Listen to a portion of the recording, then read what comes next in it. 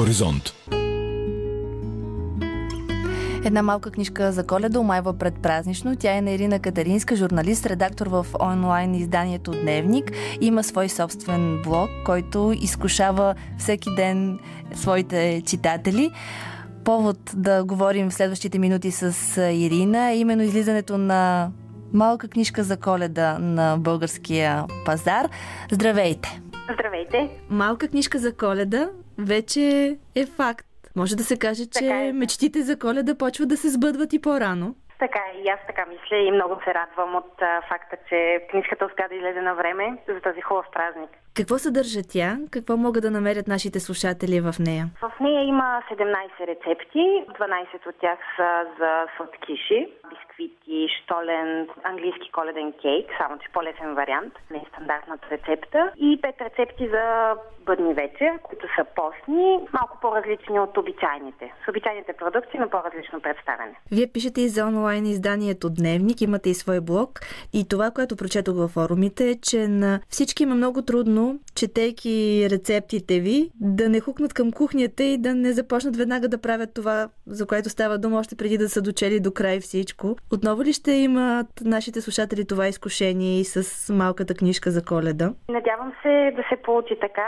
Аз еднаква страст влагам и в готвенето, и в писането, и смятам, че думите са много важни и могат да ни направят много щастливи, не само нещастни, разбира се. И това беше една от идеите за коледната книжка, че не само с рецепти и вкусове, но и с нещата, които казвам, да не са празник в домовете на хората. Имате ли си ваша любима рецепта за Коледа? Моята любима рецепта са шотландските маслени сладки. Много простичка, но винаги много се харесва и в къщи, и сред моите приятели. И най-важното е, че става лесно, не отнема много време. Мисля, че е важно да не влагаме много часове в кухнята, за да имаме повече време да се насладим на храната след това. Вие изповядвате една специална философия за това, че и децата трябва да бъдат част всъщност от това, което родителите приготвят в кухнята. Може ли това да продължи и с книжката за Коледа?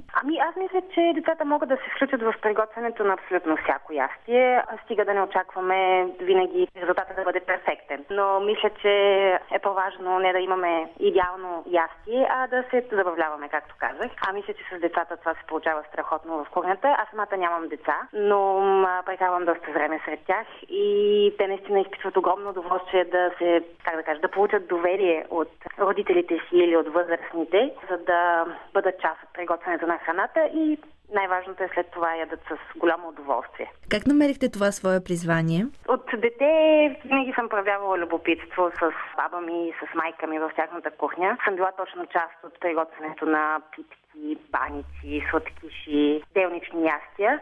Спомням си, че и те ми подариха първата детска готварска книжка. Единствената рецепта, която помня от нея, беше за салата часовник. Може би се сещате, тя беше доста популярна преди години. И понеже обичам и да хапвам вкусно, любопитството ми към смесването на различни съставки ме доведе до различни експерименти в кухнята. Експерименти, на които и ние имаме късмета да се радваме. Малка книжка за Коледа има и, както всъщност сме свикнали да откриваме вашите рецепти, и много красиви снимки. Разкажете ни повече всъщност за тази част от кулинарната ви страст, защото снимката е важно допълнение за това човек да му се прииска да направи тази рецепта. Разбира се, аз мисля, че снимките са много важни. Те са толкова прекрасни благодарение на съпруга ми. Фотографията е негово хоби. Той се занимава дълги години с фотография, но по-скоро пейзажна или репортерска фотография. А той как се въздържа, като снима, да не посегне да хапне преди да е станала снимката? Аз му отделям няколко сладки.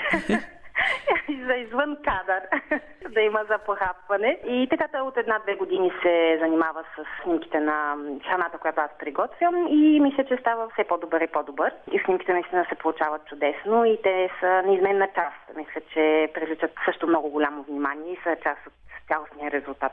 Разкажете ни за блога ви. Колко време всъщност ви отнема той да бъде такъв, какъвто е в момента? Изключително интересен и посещаван. Благодаря. Аз пиша бързо, принцип, но искам и се да мога да му отделям още повече време. Старая се да публикувам поне веднъж седмично, но не винаги ми е възможно. Понякога публикувам по-често, нямам някакъв специален график, да кажем в понеделник или в четвъртък ще излиза. Пиша когато имам какво да кажа и смятам, че то би било интересно на опитвам да споделям хубави неща. А важен детайл е, че всъщност вие пишете, живейки извън България, живеете в Германия. Това по някакъв начин повлиява ли на работата ви за българско, макар и онлайн издание? Да, не мога да съм толкова активна и за теми от делника, но от друга страна имам повече свободно време, за да мисля за по-интересни неща. Също така тук срещам много интересни събития в Германия, които мога да представя на читателите ми в България. И мисля, че това също е интересно. Един поглед, малко по-различен поглед отвън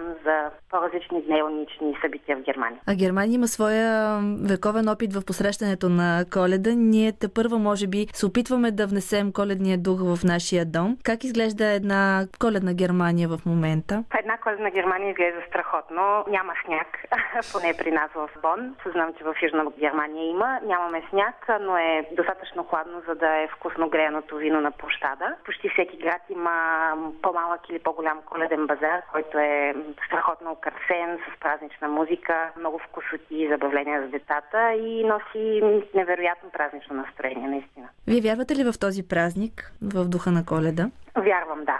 Вярвам и това беше и причината за нашата коледна книжка, защото поне в мен от края на ноември този дух започва да избликва в различни идеи, рецепти, украси и забавления и вярвам, че той събира хората, за да мислим за хубави неща, защото имаме нужда от повече такива поводи.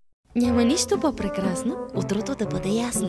Няма нищо по-прекрасно, утро живо, утро ясно. Няма нищо по-прекрасно.